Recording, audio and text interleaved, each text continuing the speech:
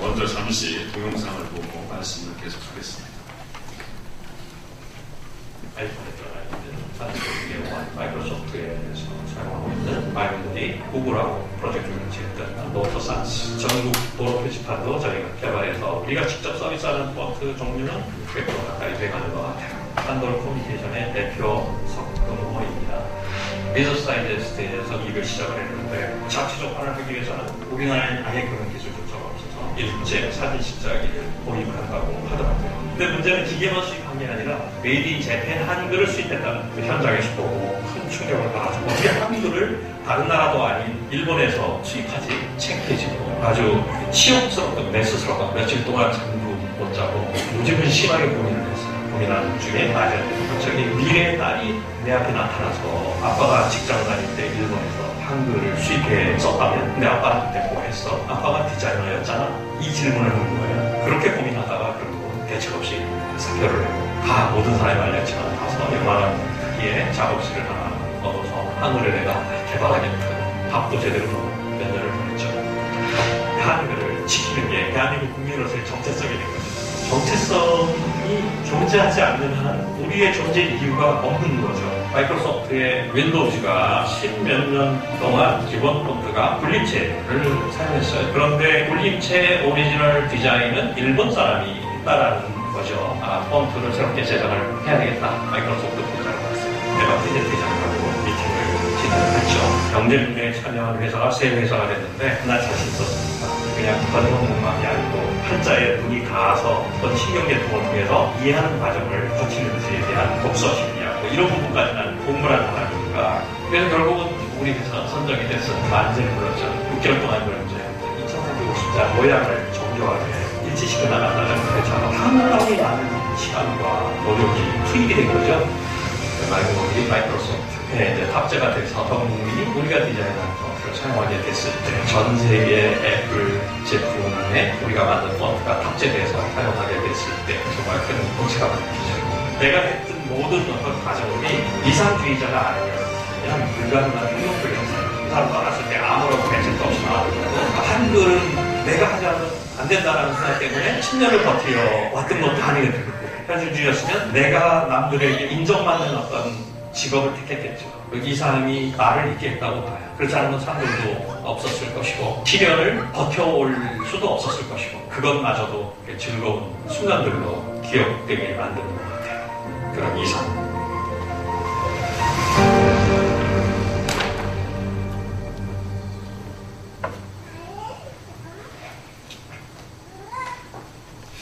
근래 자기 개발 서적들을 보면은 곧잘 가슴 뛰는 삶을 살라, 가슴 뛰는 일을 하라는 그런 내용의 책들을 발견할 수가 있습니다.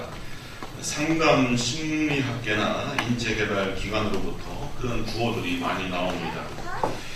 많은 아이디어를 우리에게 주고 그 지침들이 제법 설득력이 있습니다.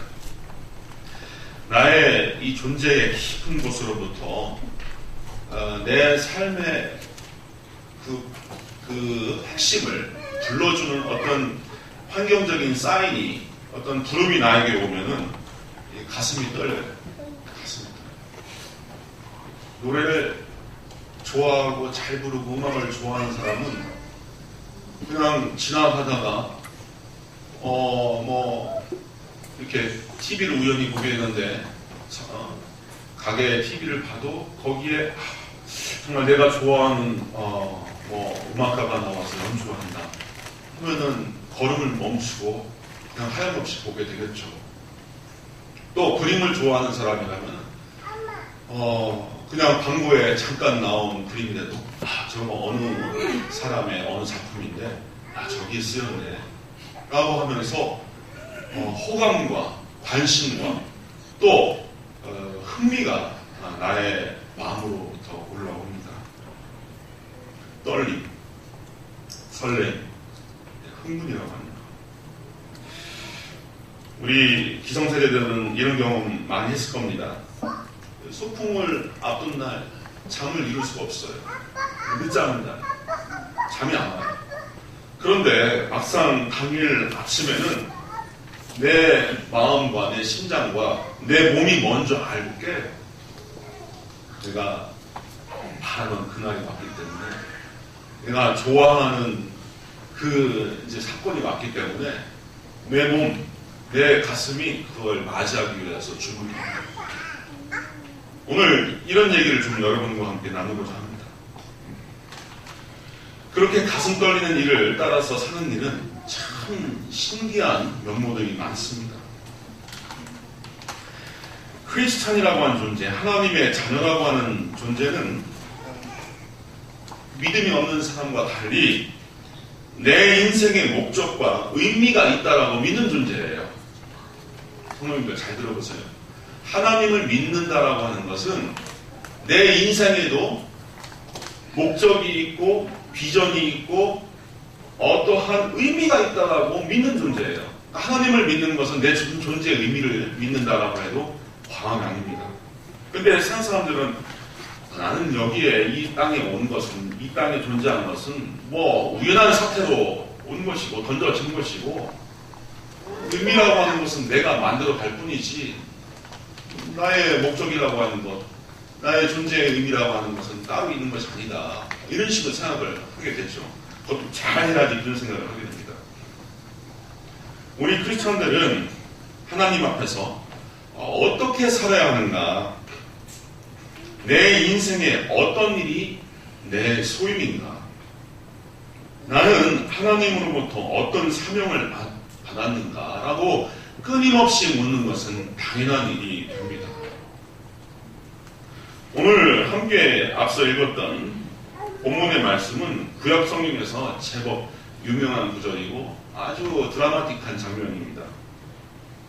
선지자 이사야가 하나님으로부터 콜링, 부름, 소명을 받는 장면이에요. 소명을 받는 장면. 그 시대적 배경은 이렇습니다.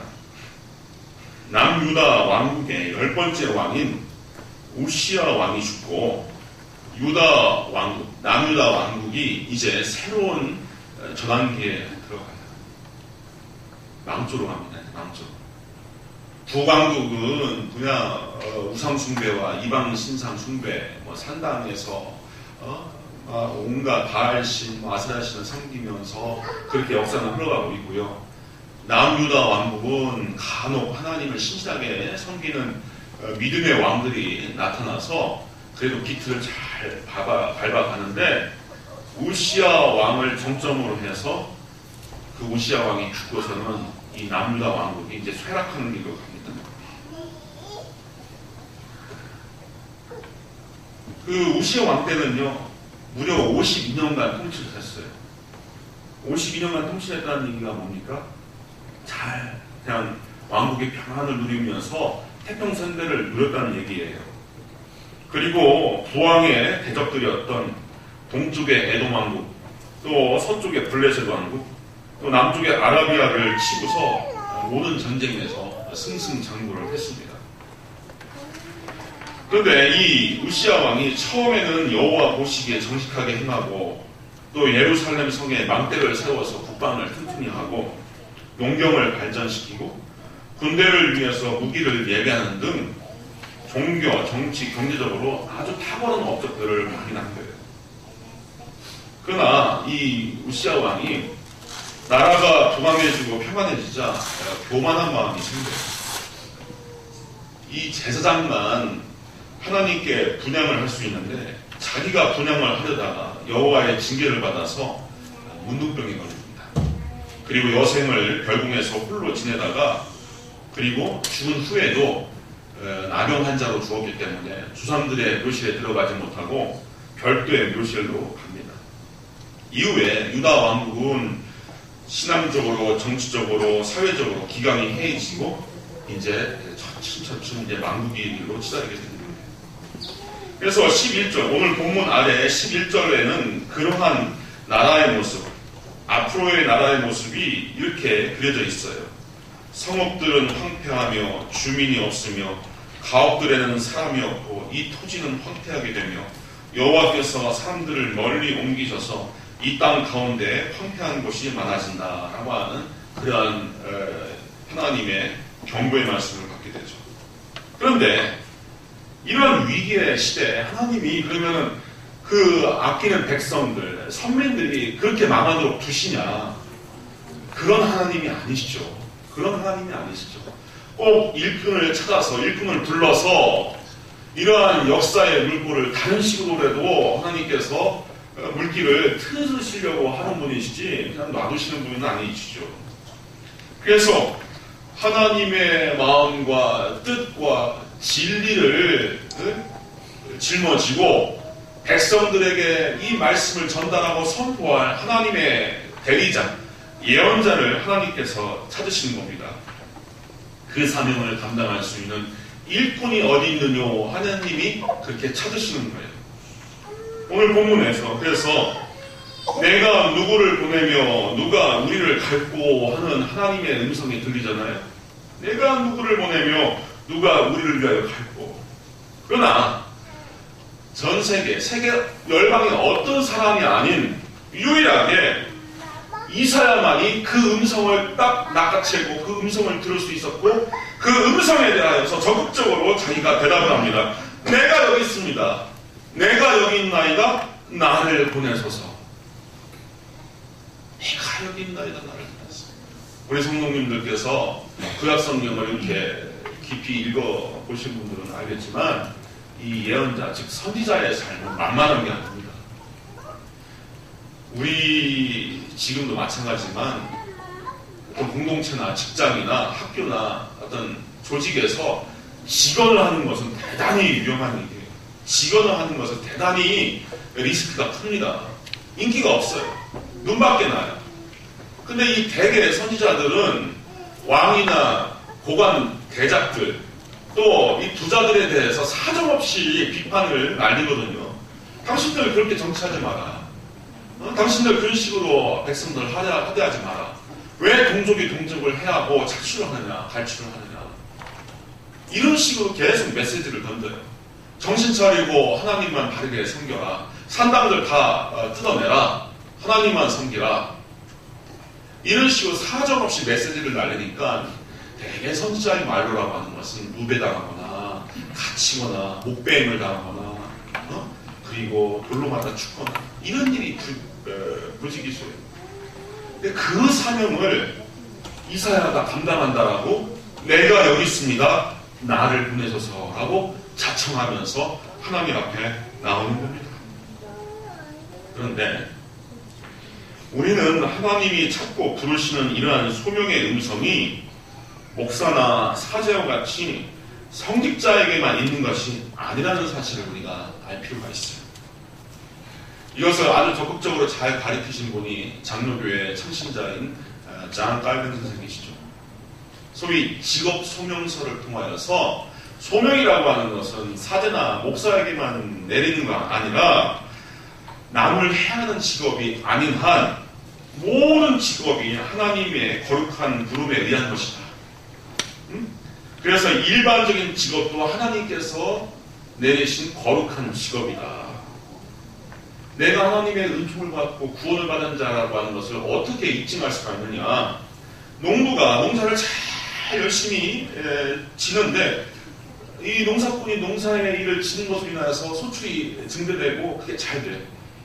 그러면은 이것이 내가 구원받은 하나님의 자녀라고 하는 것이 단증이 되는 일이다.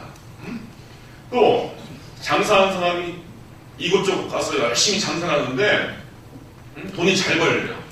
그러면 하나님께서 내 장사하는 이 직업을 통하여서 나를 불러주시고 이것이 곧 내 내세의 구원에 대한 하나의 증표가 되는구나 라고 하는 식으로 이게 직업이라고 하는 것이 소명으로서 확인되는 하나의 이게 매체가 되는 거예요. 과거에는 성직자들만 성직이다라고 했지만 하나님이 부르신 독특한 존재라고 하지만 대장장이, 빵장이, 농사꾼, 어업하는 사람 다 모두가 하나님의 부름을 받았는데 내세에 대한 구원의 입증은 바로 현세에서 내가 하는 일이 잘 되는 것을 확인할 때 그것이 나의 구원의 보장이 된다. 이렇게 설명을 하는 거예요. 그래서 막스 베버라고 하는 이 독일의 사회학자, 칼 막스가 아닙니다. 이거 헛갈리지 마시고 이 사람은 프로테스탄트 정신과 자본주의 윤리라고 하는 좁은 저서에서 서구 자본주의의 정신적인 윤리와 또 도덕적인 근거를 마련한 사람이 바로 이 요한 칼빈, 잔 칼빈이라고 하는 그런 이제 주의를 얘기를 하죠. 그래서 예전에는 뭐 돈만 벌면 뭐 수종노다, 뭐 저거는 속된 사람이다라고 했지만 장로교의 창시자 이 칼빈 선생은 그 패러다임을 바꾼 거예요. 내가 하는 일이 열심으로 다 하고 그것이 성공하고 그것이 소득이 있을 때 이것이 나에게 주어진 하나님의 축복이라고 하는 것, 은총이라고 하는 것을 확인할 수 있다라고 적극적으로 이러한 생각을 바꿔버린 거죠. 그래서 우리는 삶의 터전 가운데서 하나님의 소명을 발견하고 하나님의 부르심을 내가 깨닫고 내가 거기에 응답하고 내가 그 사명을 이루면서 살아야 할 그러한 과제가 있는 겁니다. 그렇다면 하나님의 부름, 하나님의 소명은 나에게 어떻게 온다? 첫째, 내 삶의 자리에서 찾아오는 하나님의 소명은 무엇보다도 나에게만 보이고요, 나에게만 들립니다. 그리고 다른 사람이 아닌 내가 할 것으로 느껴져요. 저 일은 내가 해야 된다. 저 역할은 내가 해야 된다. 오늘 본문에서도 세상을 두고 하나님께서 탄식하시며 그 일꾼을 부르시는 소리를 이사야만 듣잖아요. 이사야. 세상에 수많은 제사장들, 레위인들이 있지만 이사야만이 하나님의 슬픔과 하나님의 근심을 엿듣습니다. 이것이 참으로 중요해요. 우리가 신앙생활, 교회 생활을 해도 저 일은 내가 맡아야 할 일이라고 하는 것이 이 생각이 미칠 때가 있죠. 남이 기피하고 싫어하고 힘든 일이지만 저건 내가 해야 돼라고 하는 그런 가슴에 울림이 있는 분들이 있을 거예요.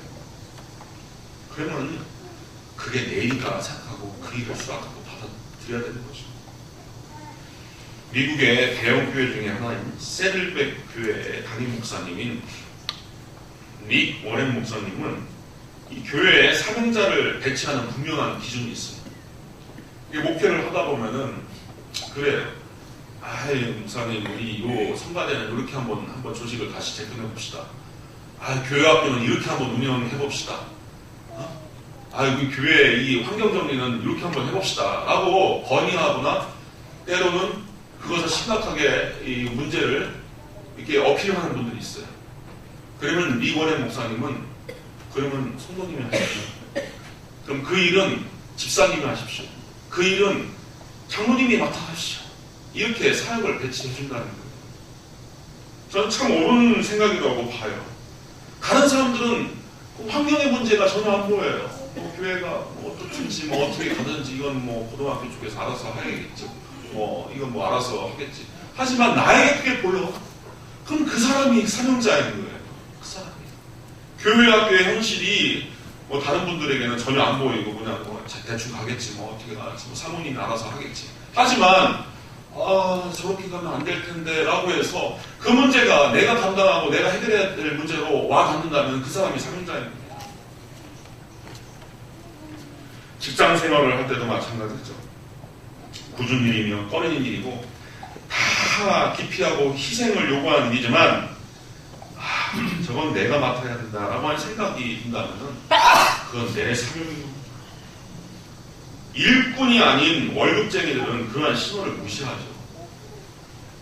제 원로 목사님, 저를 지도했던 원로 목사님들은 사꾸 목자가 되지 말고 목자가 되라 늘 그런 말씀하는데 사꾼이 되지 말고 목자가 되라라고 늘 얘기하지만 그래요. 내가 속한 곳에서 내가 해야 된다라고 생각하는 것, 그리고 내가 나서서 자청해서 하는 것, 이거 쉬운 건 아닙니다. 앞서 봤던 동영상에서 그 선돌 커뮤니케이션 대표, 그 석봉호 대표의 경우 일본에서 한글 활자를 수입해서 쓴다라고 하는 것에 대해서 마음을 아파하고 거기에 격분하고 거기에 큰 도전을 받고 직장 선포도 내던지면서 내가 저 일을 해야 된다라고 자청하여서 나온 거. 바로 저가 사명자인 거예요. 하나님만 저런 사명자를 부르시는 게 아니라 우리가 속한 공동체에서 저런 사명자가 필요한 겁니다. 저런 사명자. 두 번째, 내가 그 일을 맡아 한다는 것은 내 인생의 최고의 가치가 되므로 다른 것들을 포기할지라도 내가 그것을 중히 여기고 즐길 줄을 알게 됩니다. 예수님의 천국 비유 가운데 이런 비유가 있죠. 마태복음 13장 44절 이하에 천국은 마치 밭에 감추인 보화와 같으니 사람이 이를 발견한 후 숨겨두고 기뻐하며 돌아가서 자기의 모든 소유를 다 팔아 그 밭을 샀느니라. 또 천국은 마치 좋은 진주를 구하는 장사와 같으니 극히 값진 진주 하나를 발견하며 가서 자기의 소유를 다 팔아 그 진주를 사느니라. 뭔 얘기입니까? 그냥 수장돈으로 남의 밭을 빌려다가 이게 농사를 짓는데 곡괭이질을 딱 하니까 뭐 빵 하는 소리가 들려요? 파보니까 보물단지가 나와. 아, 이거 내가 가질 수 있을까? 옳거니 내 재산 다 처분하여서 이 밭을 사자 해서 그 밭을 샀다. 어떤 장사꾼이 이곳저곳 장사하고 다니다가 세상에서 가장 귀한 진주 보배를 만났다. 어떻게 할 거냐? 자기 모든 소유와 모든 재물을 다 팔아서 그 보배를 샀느니라. 뭡니까? 가장 가치 있는 것에 우리가 올인할 수 있는 것이다. 가장 가치 있는 것. 내 인생에 가장 보람되고 소중한 것이라면은 모든 것을 다 양보하고 다 처분하더라도 그것에 올인하지 않느냐. 하나님 나라는 그와 같이 무엇이 중요한지 우리가 무엇에 포커스를 맞춰야 되는지 아는 자에게 임하는 것이다. 이것을 예수님께서 말씀을 하시는 겁니다. 이것이 천국 비유인데 우리 성도님들 천국을 초월적인 세계로서의 천국, 죽어서 가는 곳으로만 생각하시면 안 됩니다. 내 마음 안에서 성령의 역사로 지배되는 세계가 역시 천국이에요. 그러면 그 천국은 어떻게 오느냐? 예수님의 그 비유 가운데 잘 설명되는 겁니다. 내 인생의 사명, 내 인생의 목적, 내가 모든 것을 다 양보해서라도 내가 저 일만큼은 내가 해야 된다라고 했더라면은 천국이 시작될 수가 있는 거예요. 소설가 이청준 소설가의 원작 그리고 임공택 감독의 영화 서편제 아시는 분들 많이 있을 겁니다. 이 영화 내용은 그래요. 우리나라가 20세기 초에 근대화되면서 이 판소리의 명맥을 이어가는 주인공들의 삶이 이게 힘들어지고 팍팍해지고 가난해져요. 근데 영화 중반에 이 소리꾼인 아버지와 아들딸 이 세 명이 빈 집에 들어가서 이 판소리를 연습하는 장면이 나옵니다. 아버지가 북을 치면서 딸에게 이 소리를 가르치는데 이 딸이 내는 소리가 마음에 들지 않아서 아버지가 이렇게 북치기를 멈추고서 핀잔을 주어요. 이 창이라도 찌를 듯이 무섭게 내질러야지 그렇게 힘이 없이 하면 그게 소리냐. 넋두리 흥타령이제 거기에다 몸은 또 왜 비틀어? 이때 가난하게 사는 소리꾼의 삶에 질력이 난 이 아들이 이 불만을 토로하면서 뛰어듭니다. 허구한 날 죽으로 때우고 사는디 뭔 힘이 있다고 소리가 나오겠소. 누님 이제는 소리로는 먹고 살기 힘든 세상이요. 그까지 소리를 하면 쌀이 나와 밥이 나와. 이때 아버지가 북채를 쥐고서 아들에게 다가와서 다그칩니다. 그 장면 한번 보십시오.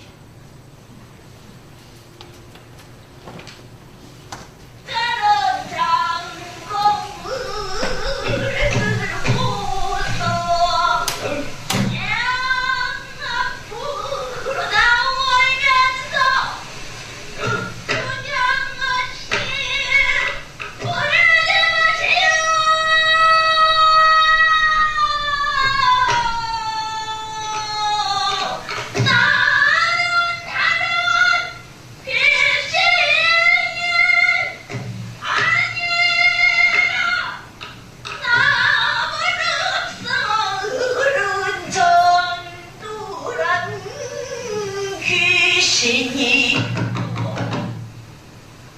상처가 올린 적에는 상이라도 찌르듯이 무섭게 빼질러야지. 그렇게 힘없이 하면 그것이 소리냐? 넋두리 흥타령이지. 거기다가 몸은 또 왜 그렇게 비틀어? 기운이 없으니 비틀기라면서 쥐어짜야지. 뭐야?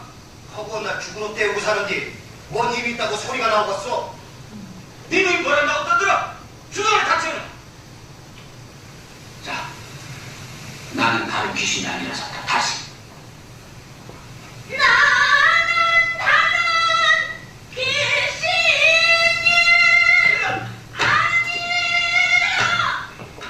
누님! 이젠 소리로는 먹고 살기 힘든 세상이요. 괜히 쓸데없는 짓 하다가 골병 들지 말고 관두란 말이요. 그까지 소리 오면 쌀이 나와, 밥이 나와. 뭐야? 야, 이놈아. 쌀 나오고 밥 나와야만 소리하냐, 이놈아? 지 소리에 지가 미쳐가지고 득음을 하면은 부기국면보다도 좋고 황금보다도 좋은 것이 이 소리 속판이야, 이놈아. 한번 오늘 집에 가서 손 한번 다시 보세요. 마지막 대사가 우리의 폐부를 찔러야 됩니다. 야 이놈아, 쌀이 나오고 밥이 나와야 소리를 하냐 이놈아. 지 소리에 지가 미쳐서 득음을 하면 북이 공명보다 좋고 황금보다 좋은 것이 이 수리수판이니 이놈아. 뭡니까? 내 살길, 내 소임, 내 인생의 목적으로 정치를 할 때는 이익이나 먹고 살 궁리나 이것이 중요한 게 아니라 내가 좋아하는 것, 내가 가슴 떨리는 그 삶을 살 때는 가장 행복할 수 있다는 얘기예요. 가장 남이 알아주던 알아주지 않던 돈이 벌리던 벌리지 않던 내가 내 살 자리를 알고서 내가 그 자리에서 내 사명을 감당할 때는 내가 가장 행복할 수 있다는 거예요. 이것이 바로 자신의 삶의 소명을 발견한 공통적인 고백인 겁니다. 빌립보에서에도요, 사도 바울이 최고의 명문가에서 태어나서 최고의 고등 교육을 받고 최고의 인맥을 자랑할 수 있는 자격을 지녔어도 그 모든 것을 다 배설물로 여긴다는 고백을 하는 대목이 있어요. 빌립보서 3장 이하에 보면 나도 육체를 신뢰할 만하며 만일 누구든지 다른 이가 육체를 신뢰할 것이 있으면 나는 더욱 그러하니 나는 8일 만에 할례를 받고 이스라엘의 족속이요 베냐민 지파요 히브리인 중에 히브리인이요 율법으로는 바리새인이요 율법의 의로는 흠이 없는 자로다. 그러나 내가 무엇이든지 내게 유익하던 것을 내가 그리스도를 위하여 다 해로 여길 뿐더러 또한 모든 것을 해로 여김은 내 주 그리스도 예수를 아는 지식이 가장 고상하기 때문이다. 내가 그를 위하여 모든 것을 잃어버리고 배설물로 여김은 그리스도를 얻고 그 안에서 발견되려 함이니 라고 고백합니다. 전도자 바울은 오직 예수 그리스도만이 자기 삶의 최고의 가치라고 하는 것을 분명히 선언하고 있는 겁니다. 마지막으로 나만이 갖는 소명은 나의 기쁨이 되고 나의 행복이 된다는 얘기예요. 공자가 쓴 논어를 보면은 지지자 불려 호지자, 호지자 불려 낙지자라고 하는 구절이 나와요. 아는 사람은 좋아하는 사람보다 못하고 좋아하는 사람은 즐기는 사람보다 못하다라고 하는 말인데, 요거를 조금 내용을 첨가해서 다듬어 보면 이렇게 표현될 수가 있습니다. 아는 사람은 재주 있는 사람을 따라올 수 없고 재주 있는 자는 노력하는 자를 따라올 수 없고 노력하는 자는 즐기는 자를 따라올 수 없다. 이 목사님들 사이에서 가장 최고의 탑급이 뭐냐면은 이 목회가 취미인 사람, 목회가 취미인 사람. 이 주말이 다가오면 아마 스트레스가 밀려와서 이거 내일 어떻게 설교를 하고 내일 강연을 어떻게 이끌까 이러면은 이게 이 수준 떨어진 목사님 주말이 막 다가오는데 가슴이 벌렁 거예요. 성도님들 맞이하여서 설교할 것에 대해서 막 흥분이 뿐만 아니라 주일 지나서 월요일에 오는데 이제 월요일날 강원도를 갈까 우주를 갈까 마산을 갈까 바람 쐬러 한번 가야 되겠다. 너무 머리가 무겁다. 이러면 이게 수준 떨어진 목사님. 월요일이 돼도 신방 요청이 있으면 신방 가고 한밤중에 누가 아파서 안수기도 해달라고 찾아가서 안수기도 하고 이런 분들이 정말 탑급이에요. 직장 생활을 해도요. 금요일만 바라보면서 낚싯대 이렇게 매만지면서 이번에는 저기 통영을 갈까 거제도를 갈까 하면은 이거는 수준 없는 사원입니다. 수준 없는 사원. 그렇지 않겠어요?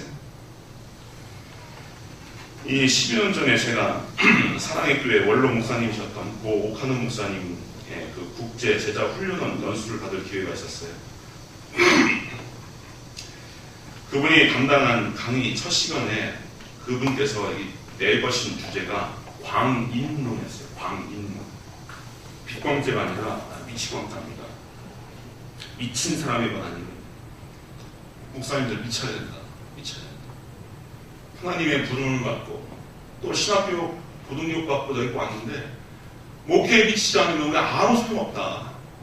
뜻이 있는 곳에 길이 있고 방법이 있다. 그러나 요즘 너무나 많은 목사님들이 방법만 찾고 그 새끼만 찾는데 미쳐야 된다.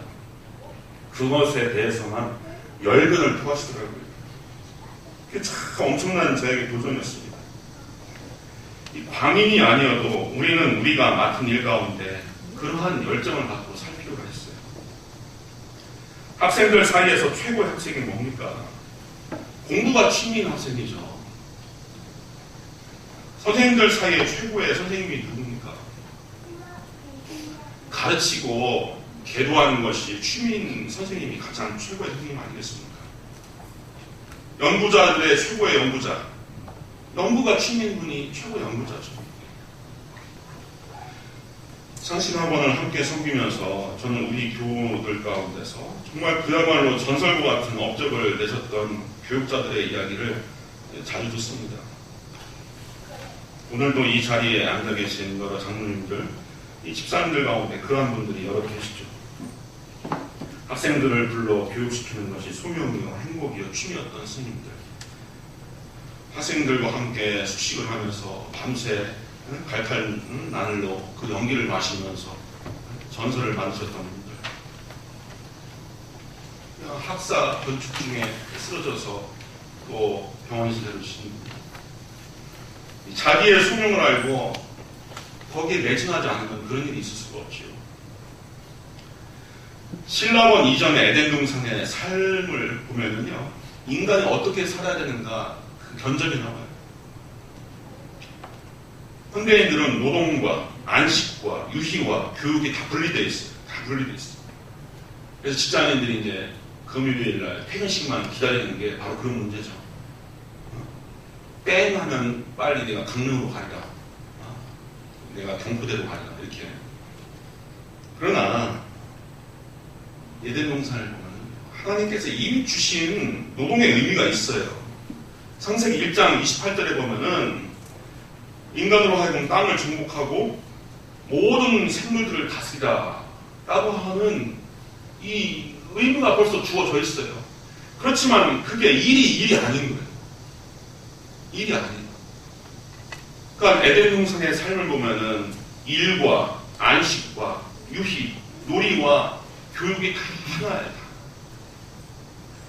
이 현대 사회가 이렇게 분화되기 전에 이 만약에 한반도에서 어떤 원시인의 삶을 한번 살펴봅시다.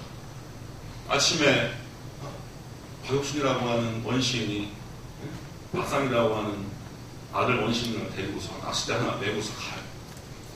가서 거기에서 낚싯대를 들이우고서 고기를 낚아요. 근데 그게 아이와 함께 놀아주는 것이며 하루에 거리를 마련하는 하나의 노동이며 또 그 아이에게 어떻게 먹고 살 것인지 가르쳐주는 하나의 또 교육의 현장입니다. 이게 이렇게 뭉뚱그려 있어요.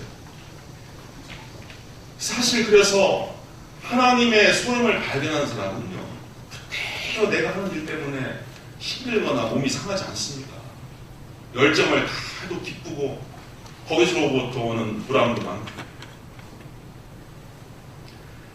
우리 성도님들이 모쪼록 하나님께서 우리에게 맡긴 그 소명과 달란트에 충실하면 길이 열리고 또 행복과 보람을 누릴 수 있다는 것을 제가 말씀드리고 싶습니다. 제가 먼저 섬겼던 교회에 해군 제독으로서 박세현 제독이라고 분이 계셔요. 해군 참모총장의 통역관으로서 오래 이렇게 일을 하다가 대령에서 이제 그 예편을 할 때 그냥 별 하나 붙여주고서 예편을 시켰어요. 근데 이 서리 집사님인데 참 이 삶이 바르고 충실하고 성실해요. 오랫동안 통역관으로 일했으니까 영어는 기가 막히게 잘할 거 아닙니까? 근데 50대 후반에 이제 직장생활 없이 실업자가 됐으니 뭐 이제 어떻게 살까라고 하는 생각을 이제 하면서 고민하면서 살아야 할 터이지만 자기가 누리고 있고 자기가 갖고 있는 이 재능을 나누기 위해서 인근 초등학교에 방과후 선생을 지원을 해서 무료로 아이들을 가르치기 시작했어요. 응? 초로에 대한 할아버지가 원스타 제독이 그런 일을 했어요. 누군가 손가락질 할 수 있을 거예요. 아이고 뭐 장성 출신으로서 고작 예편에서 홀리게 아이들을 상대하면서 그렇게 살 수가 있느냐. 그렇지만 그게 하나님 보시기에 참 아름다웠던 거예요. 요즘 세상 쉽지 않습니다. 부인들 예편해도 옛날처럼 낙하산 인사롭게 어디 탁탁 안 떨어져요. 다른 분들은 먼저 섬겼던 교회에 이 별들 다 모아놓으면 뭐 상당히 많고 무궁화도 모아놓으면 상당히 많은 부인교회 비스무리한 교회인데 그분만 유독 하나님께서 앞길을 풀어주셔서 무역회사 CEO로 가게 하시더라고요. 결국 제가 그것을 보면서 저렇게 성실하게 자기의 달란트와 소임을 다해서 일하려고 마음을 쓰는 분에게 하나님께서 앞길을 열어주시는구나라고 하는 것을 제가 옆에서 봤어요. 성도님들, 소명을 따르는 자는 별걸 두려워하지 않습니다. 시행착오가 두렵지 않습니다. 이해 타산을 염두하지 않습니다. 나에게 발견되고 나에게 들려오는 소리, 그리고 나에게 임한 영감으로서 떳떳한 삶, 행복한 삶을 살 수가 있습니다. 하나님께서 우리 성도님들을 부르실 때 나의 재능, 나의 가능성으로 인하여 나를 부르시는 그곳에서 우리 성도님들이 하나님의 자녀로서 행복과 보람을 누리실 수 있기를 주님의 이름으로 축원드립니다. 기도하겠습니다. 은혜로우신 아버지 하나님, 하나님께서도 지금 세상을 바라보시면서 두루 찾으실 때 이 일을 누구에게 맡길까? 라고 하시는 그 음성을 듣게 하여 주옵소서. 그리고 그 일에 대하여 저입니다, 제가 하겠습니다 라고 나서서 하나님의 소명을 받들 수 있는 우리 사랑하는 창식의 모든 성도님들에게 하여 주시옵소서. 이 모든 것을 주님께 맡겨오며 살아계신 예수님의 이름으로 기도합니다. 아멘.